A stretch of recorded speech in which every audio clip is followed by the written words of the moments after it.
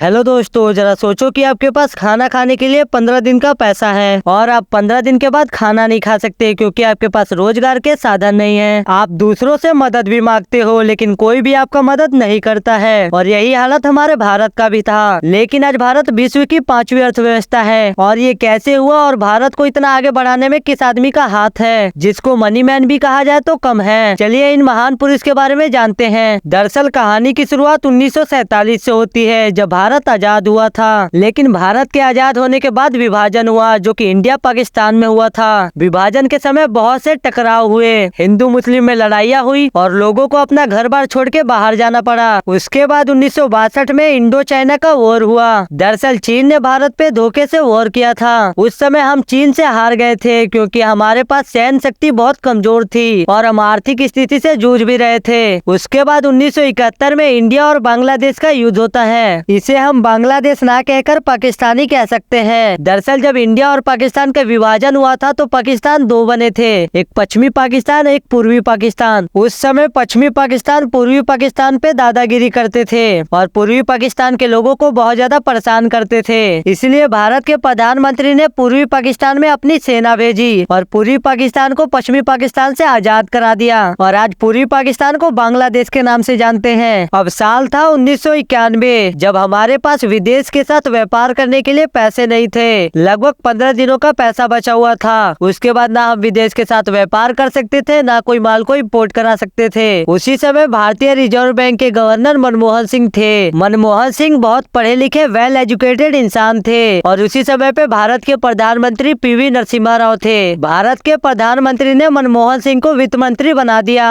और भारत के अर्थव्यवस्था को अच्छा बनाने का दायित्व सौंपा। उस समय भारत की आर्थिक स्थिति ऐसी हो गई थी कि मनमोहन सिंह ने बहुत सारे देशों से मदद मांगी लेकिन कोई भी देश भारत की मदद करने के लिए तैयार नहीं था। उन लोगों का कहना था कि हम तुम्हारी एक ही शर्त पे मदद कर सकते हैं, अगर तुम विदेशी कंपनी को अपने भारत में आने का मौका दोगे। मनमोहन सिंह के पास कोई चारा नहीं था इसलिए उन्होंने मंजूरी दे दी। लेकिन मनमोहन सिंह ने एक शर्त रखी कि तुम्हारी विदेशी कंपनी जो भी आएगी वो भारत के साथ पार्टनरशिप करेगी जिसमें भारत 51% का मालिक रहेगा और तुम 49% के। विदेशी कंपनी मान जाती है। वो सोचते हैं कि भारत ने बड़ी बड़ी गाड़ियां वगैरह नहीं देखी हैं, यही सब सामान सस्ते में बेच के हम खूब ज्यादा व्यापार करेंगे। इसलिए हीरो के साथ होंडा जुड़ जाता है और मारुति के साथ सुजुकी। ऐसे ही बहुत सारे कंपनी एक साथ जुड़ जाते हैं। इसके बाद से भारत की आर्थिक स्थिति बहुत तेजी से ऊपर जाती है। लेकिन उस समय मनमोहन सिंह ने कुछ नियम भी लागू किए थे कि कोई भी सेना के हथियार जैसे चीज नहीं बनाएगा और अंतरिक्ष यान जैसी चीजें नहीं बनाएगा। लेकिन आपको जान के हैरानी होगी कि ये 1947 में हो जाता। दरअसल जवाहरलाल नेहरू को भी कहा गया था कि मुक्त व्यापार किया जाए, ज्यादा टैक्स ना लगाए और विदेशी कंपनी को भारत में आने देना चाहिए। लेकिन जवाहरलाल नेहरू डरते थे। वो सोचते थे कि जैसे ईस्ट इंडिया कंपनी हमारे भारत में आई और हमारे पे शासन करने लगी और हम गुलाम हो गए। इस वजह से उन्होंने विदेशी कंपनियों को भारत में नहीं आने दिया और ये डर सही था क्योंकि उस समय हमारी भारत की आर्थिक स्थिति बहुत खराब थी। अगर जवाहरलाल नेहरू उस समय विदेशी कंपनियों को आने देते तो वो हम पे हावी हो जाते और हम फिर से गुलाम हो जाते।